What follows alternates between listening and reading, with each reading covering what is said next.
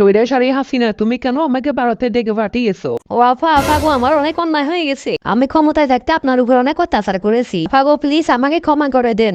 সে না হয় আমি তোমাকে ক্ষমা করে দেব, কিন্তু বাংলাদেশের জনগণ কি তোমাকে কখনো ক্ষমা করবে? তুমি তাদের প্রতি যা অমানবিক অত্যাচার করেছো তার কি হবে? বাংলাদেশের মানুষগুলো তো এরকম অত্যাচার সারা জীবনেও বুঝতে পারবে না।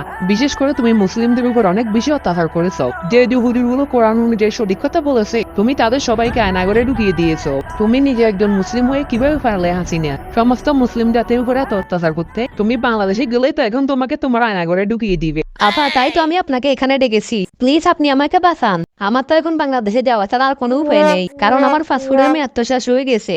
আমি তো কখনো স্বপ্নেও ভাবিনি যে শুধুমাত্র একটা কথা বলার কারণে আমাকে দেশ ছেড়ে দিতে হবে। এখন তো দেশের প্রধানমন্ত্রী আপনি হবেন, আপনি আমাকে বাঁচান। আমি কি তোমার মতো লোভী নাকি হাসিনা? জনগণের উপর অত্যাচার করে জোর করে সরকার হয়ে যাব? জনগণে যদি চায় আমি সরকার হই, তারপরে আমি সরকার হব। আর আমি সরকার হলে তুমি ভেবো না আমি তোমাকে বাঁচাবো। আমি সরকার হলে তোমার ন্যায্য শাস্তি তোমাকে অবশ্যই দিব। এই কথা তুমি মাথায় রেখো হাসিনা। Bye bye, tata.